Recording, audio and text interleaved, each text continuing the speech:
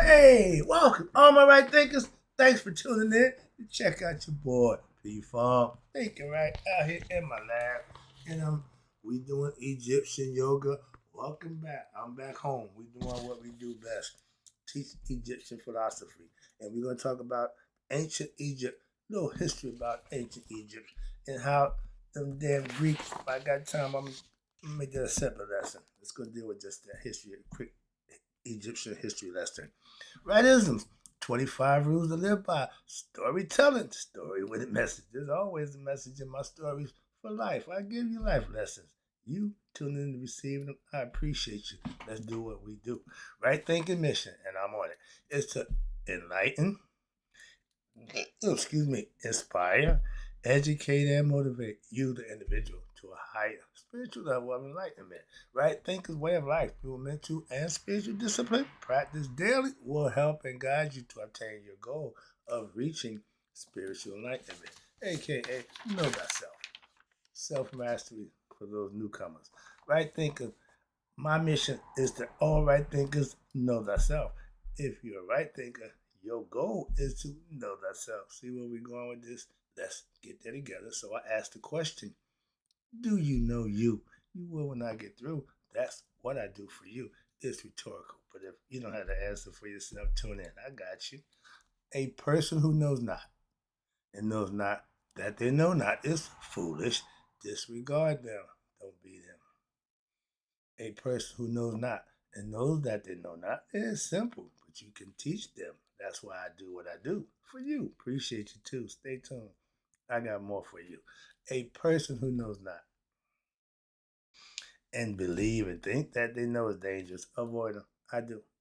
A person who knows and knows not that they know is spiritually asleep, I can awaken them. I'm the spiritual alarm clock here to wake you up with knowledge of self. That's what I do for you. A person who knows and knows that they know is wise, follow them. All these persons reside in you. Right thinkers, know thyself, and to my art be true. We in the Egyptian yoga philosophy book, Philosophy of Enlightenment. This is my life. This is my Bible, my book of life. I use this book to gain a lot of understanding and enlightenment. So I'm gonna give it to you. Hope you can do the same thing too. That's my purpose. Let's go. We're gonna give a quick history about ancient Egypt. The oral history suggests that the pyramids, I'm about pyramids, may date from the time of the Sphinx. The Sphinx was created in 10,800 BCE. Oh, he don't know time. No, no, we know why. Because the sky keeps time. Okay, that thing up there, the stars, constellation keeps track. And the zodiac sign that we was in during that time, 10,800 BCE, was Leo. That's how we know. It's things that you can study. That's why science is important. Science and spirituality go together. Belief system don't want science. Moving on, because science is facts. These are facts that you can't argue and dispute. You may not like or agree with it, but you can't argue it. It is what it is. Okay, that's called facts. That's proof. Okay, and the Sphinx is built 10,800 BCE, and we had this conversation. We've been doing the Sphinx background from 10,000 to 5,500 BCE. White man was nowhere in to be around by then. He don't know nothing about that. That's not his history. That's ours. Okay, and they that we use for the temple again, the pyramids. I want to just slap the out of the person who they was tombs for the pharaohs. No, they wasn't. You ain't found a body, a mummified body. Ain't nobody been found. Why y'all keep saying the pyramids was goddamn tombs? They wasn't. But they still say that nonsense, okay? But where we at? All right. But it was for initiation rites, rituals into what they call the higher mystery system of yoga philosophy. And it was a repository for ancient knowledge, like the library that your boy burnt down. Okay, why? To supplement his knowledge, his information down, like he knew something. The Greeks ain't know nothing. I'm about to get to them in a minute. All right, but knowledge to promote what we call spiritual evolution of the humans who would assist in the development of humanity, but many Western archaeologists, racist white guys, they promote the idea that the pyramids were used as burial tombs. No, they wasn't. But the Western archaeologists keep insisting that they ain't found a dead body in there. Why they keep saying that? We show you there was nothing. It was a power plant. Excuse me. It was initiation, residence hall for teaching lessons in life that we practice. And how about this? Although at no time in history has there been any evidence, any proof to even suggest that mummies were found in any of them. It wasn't. So what's the tomb? We got the burial grounds in the West. We know that. So how do y'all they put big the power plant. Moving on. My man proved that. Again, historians and people who study, you get people who proficient in that and listen to them. They give you their best estimation of what they think and how they feel. That's all you got. That's all you can do. Moving on. So, but they still using this. It was tomb nonsense. Get past that. History often is presented in what we know to be biased, prejudiced manner. They still talk about the people in Africa wasn't black. Come on, man, we ain't having that conversation. I'm not even entertaining that. Okay, but they deal with it from the biased manner, meaning prejudice, and reflecting their attitude and their personal views from their perspective of the conquering group of new empires or new world order. Egypt was doing fine until your boy came in and took over. Now all of a sudden it's what, Greek? No. Y'all just came and took over. How about this? They were so nice. They enslaved us, but they let us keep our belief system, our religious philosophy. Why? They used it. They hijacked it. I'm going to prove that in the next lesson or two, maybe the next two lessons. But we're going to get into the Greeks. I have a master's degree in Greek mythology. We knew I love Greek. I started out in Greek. Hence thinking, right? Thinking. I was a thinker from. But yeah, I got a history with Greek mythology. And I'm so upset with them. Moving on. That's another lesson. But the New World Order, a concept, a different philosophy that your boy Alexander started in Egypt in 32 BCE. But who wished to establish the historical basis for their existence, meaning the white man. Thus, most of us are unable to get a true and accurate picture of history. Why? Because he distorted it. He took it, he changed it, he manifested his own, forsaken ours.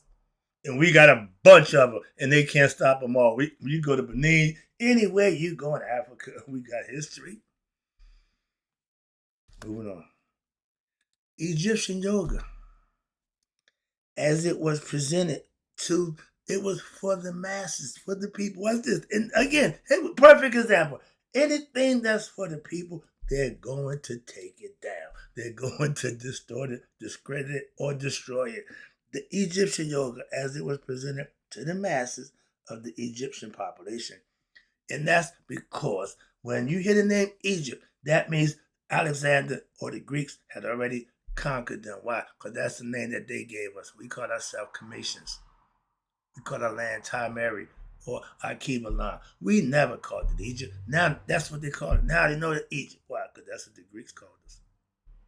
I mean burnt face, black, dark skin, whatever. We call it Kim. Kim means black also. Okay? Anything Ethiopia, that's black. Nubia, black. How the hell could you mistake or tell them, well, they wasn't black? What color was they? Moving on. And we already got proof about the first man. We got all that information. But let's talk about how the Egyptian yoga, as it was presented to the masses of the Egyptian population, because we were being invaded, so we had to put a curtail a little bit. What they doing? We don't know. What they get together? What they doing? We don't know. Okay, that's what you got. That's where you start the secret occults. Okay, Masons, Rosicrucians, Knights Templars, Knights Epiphanies. Everybody started an order. Everybody got an order. Why? To profess what they believe at that time to be right. I ain't gonna bother with that. So, but it involved two major areas. First, the country as a whole was seen by what? Outside observers, aka invaders. Sorry.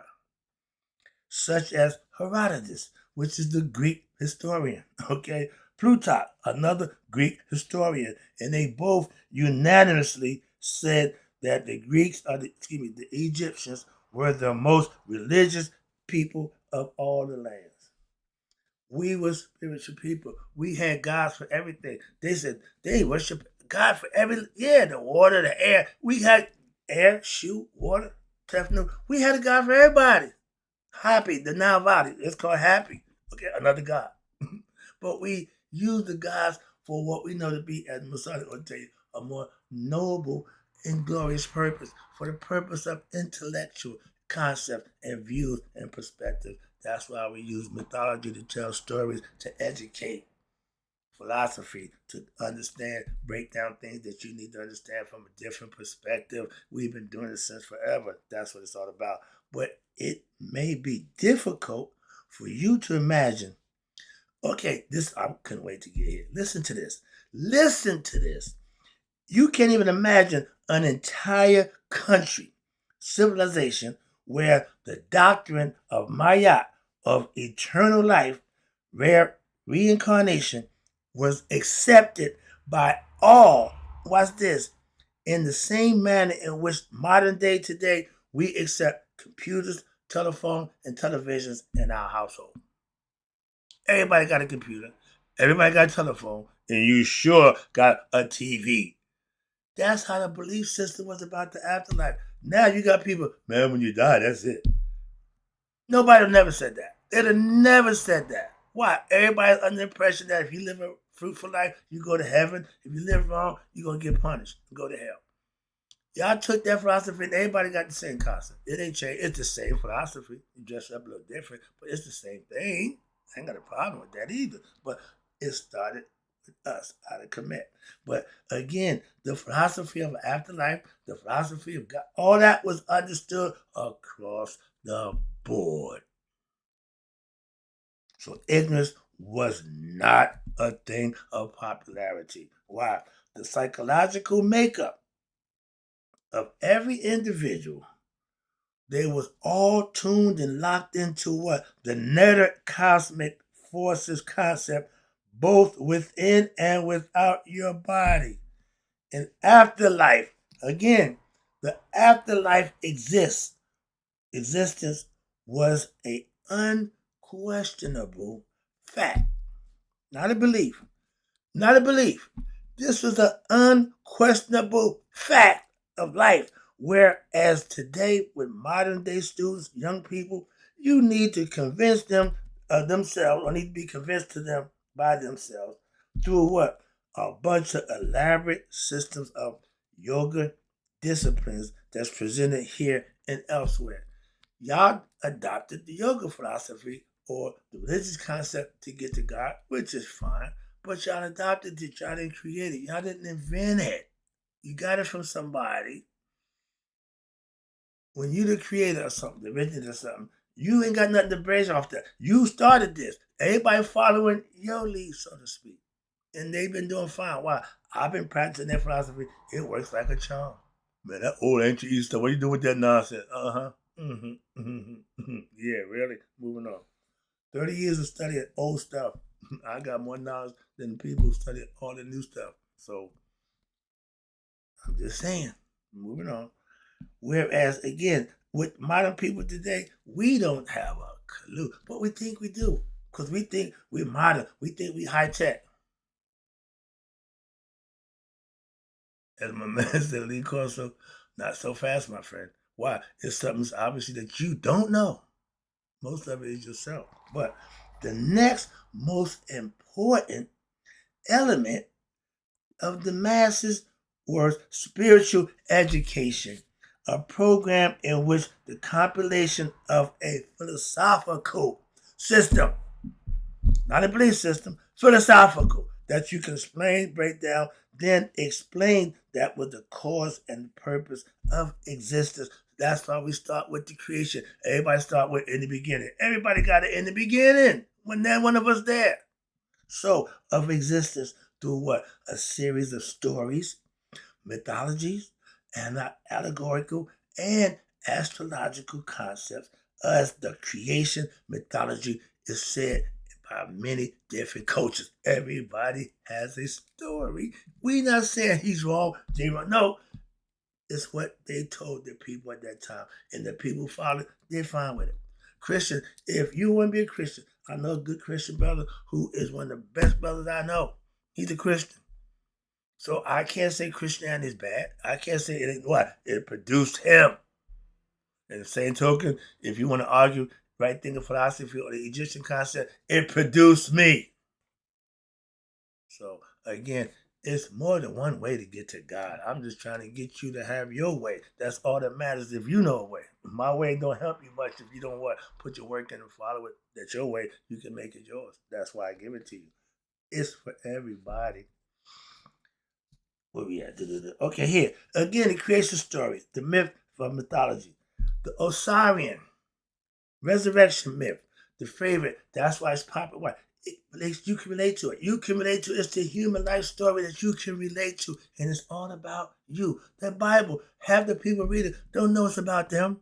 My pastor lived in that Bible. His whole life is wrapped up in that book. I understand that. He do or don't, but he followed the book. That's all he do. That's all he know. I asked him. He said, no, I don't know nothing else. If what you know gets you where you need to be, you don't need to know nothing else. You know everything you need to know. Thyself. Okay. And he knows that. But the Osirian resurrection myth, the story, that's the greatest one, the most popular story is the Osiris. Haru, Asar, Aset, and Haru. That's the spirit of Haru is in me and you. Philosophically, I use Asar as the first man. Aset, his wife and sister, who represents intuitive knowledge. She acquired her knowledge, but she put the work in. Again, these are all aspects of your being. The Bible is the same thing. Stories about people. None of them exist. They're stories to teach. Again, moving on. The story of Haru, Set. I give you that one all the time. That's the moral story. Haru is the higher self. Set is the lower self. You are Egypt, upper and lower. As above, so below. It's all metaphorical, esoterical, and philosophical. That's how they taught. That's how the mind grasp concepts of rituals and understand signs and symbols. The book of coming forth by day. That was a book to teach you how to be your best self so you prepare for what? Judgment Day, because you want to come into the light. You didn't want to go into the dark. And y'all keep thinking at death, go to light. That's the trap door. The light that's internal light that's inside you, that is the one you're going to see. You got to go to the darkness. Why? The light is in the dark. So everybody go to light. That's the trap door back here. And everybody says the same thing. I got back. Yeah. Go the other way. But when you're known at the coming forth by day, but it's more commonly known as what? The Book of Dead. Because they took it from the people's caskets who died and was buried 6 feet down. So the book doesn't pop up. They didn't just find books. No, they had to go work for that again. But it's the Book of Dead, which contains much of what we knew to be what? Essential wisdom of the virtue that we practice of Maya. That was the way of life for the ancients, and they did fine for thousands of years. Okay? As previously discussed, there are 2 basic paths in life, the spiritual evolution.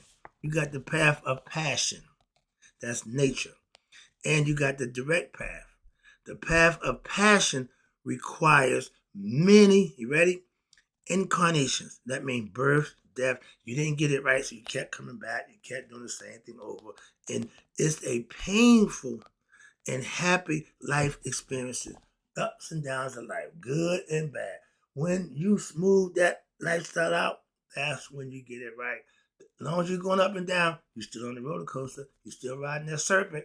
Okay, remember the serpent goes like that also. That's Apophis. But the direct path is that path of yoga, aka right thinking philosophy, or practice the Maya Samatawi, because it's a science.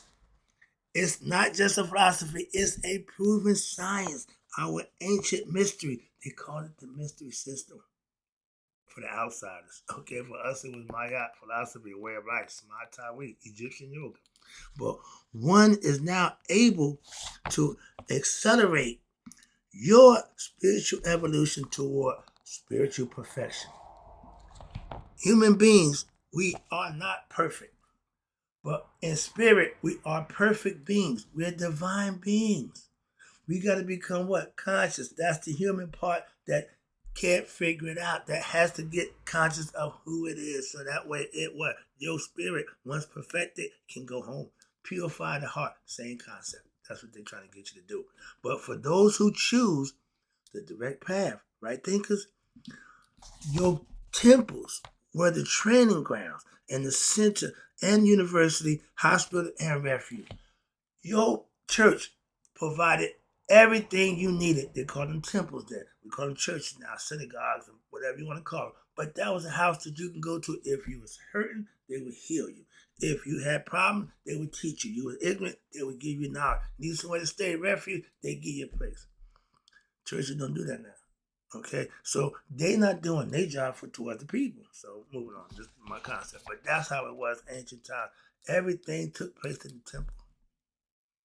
The striking symbolism of the Ethiopian, who's Egypt's big brother, who's the only African city that wasn't colonized by the white man. Okay, Ethiopian and Egyptian philosophies. Again, they combined with the Egyptian understanding of God. They had a philosophy for you to understand God, to know God, not to believe in God. When the white man came and said, well, where's these gods that y'all talk about? Oh, they don't exist. A person who know that if they worship is something they don't see, oh, we can finagle them. We can die. Because now they're gonna start putting what? Physical things to represent what? God. Y'all think God's this fat white guy sitting up on the cloud. We never had that concept of God. God was represented by a stick, a flag. Okay? Simplest concept. But y'all made God man. God made man in his image. Man making God in his, that's just wrong. I gave that lesson too about that concept, I thought. But for those who chose the direct path, you have to understand the temple is the place to be. But the Egyptian philosophy, combined with Egyptians, we had a concept of God. But in a culture, in every culture, you saw religion in everything. They had God for everything. So they said they worship these gods that we don't know about. So we had to give them identity, personality, so that we can have something to reference to. Why? Because that white man said, well, we can give you a God. Y'all ain't got a God? We got something for you. Now I'm going to show you that they opposite of us. I got that lesson for you.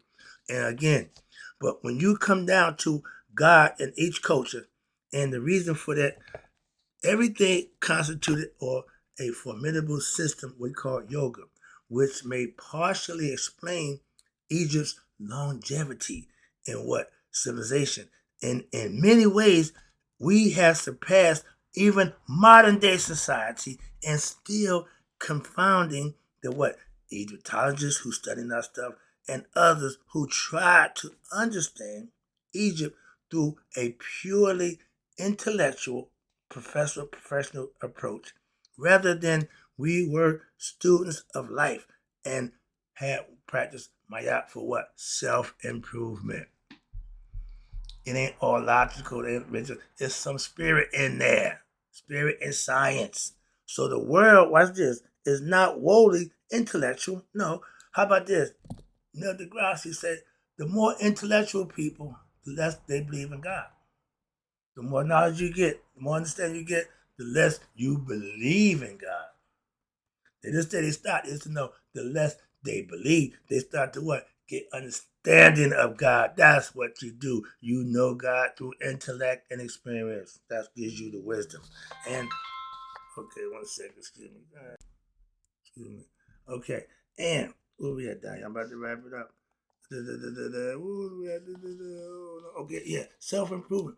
The only self-improvement means to get self-knowledge, to know thyself. That was the goal for all our ancient ancestors, and everybody to a man practiced that.